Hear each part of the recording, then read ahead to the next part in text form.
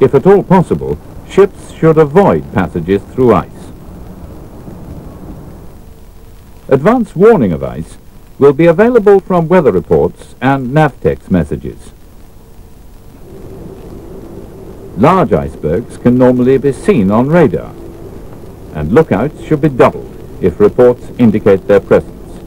Although large icebergs normally do present a good radar target and can be picked up at a fairly considerable distance, you must always bear in mind where there's icebergs, there's probably bergy bits and also growlers. The growler being at the bottom of the iceberg chain. This is a very dangerous type of ice. It's not sea ice, pack ice. This is ice which is formed in a glacier. It's thousands of years old. It's a very, very compressed type of ice, and it is very, very hard. If you were to strike that kind of ice with a ship with no ice class, or even with a ship with ice class at any sort of speed, then it's most likely that you then have to go to the shipyard. You will have hull repairs to carry out. So you have to be very, very careful. Keep a good lookout, a good visual lookout, and a good radar lookout. And if it's poor visibility and you feel that you're in amongst that type of ice, you may find it more prudent even to stop the ship until the visibility improves. Entering ice requires extreme caution. Impact damage is most common when the ship is alternating between ice and open water. Speed should be reduced to a few knots prior to making contact with the ice edge. Once in the ice, the speed should be increased sufficiently to maintain momentum through the ice. Care is needed as ice thickness can change suddenly and unexpectedly. In snow flurries, visibility can become very poor and radar signals confused. Speed may need to be reduced considerably. Extreme caution will be required under these conditions. So, Chief Officer, tell me, what is the ballast situation? I have my top sides and my double bottoms full. In areas of the world where temperatures well below freezing and sea ice are normal at certain times of the year, there are often special local regulations for shipping. Water down well below the air vent.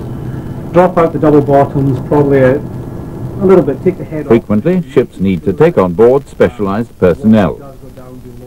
These have titles such as ice advisors, ice navigators, and ice pilots. What about the free surface effect in the rubber ball?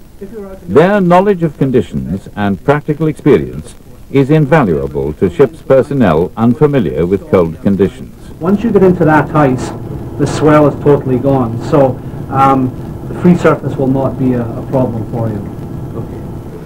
Well, as an ice advisor in eastern Canada, in the winter time, I board vessels which transit the Gulf of St. Lawrence. I primarily, of course, come on board to assist the master and in an expeditious but safe passage of the Gulf. My main purpose, of course, is to take the con of the ship where there is ice. I give the helm orders, the engine orders, etc. And in addition to that, I also will discuss with the captain prior to reaching the ice edge various operational and safety aspects. And I normally like to speak with the chief engineer if possible and just go over with him certain requirements with respect to fuel, fresh water. Ballasting, of course, is another very important issue I like to be aware of. And I also will just look out on a sort of hour-by-hour, day-by-day basis, and if I see little things which I feel that perhaps the crew obviously is not aware of, but which is really quite important to cold weather operations, then I discuss this on a sort of informal basis. And basically I just do what I can to help out. Passages through ice should not be attempted lightly. Many additional precautions need to be taken. Advice and help can be sought through the local Coast Guard and your local ship's agent. Icebreakers' assistance may be required. This subject is beyond the scope of this training.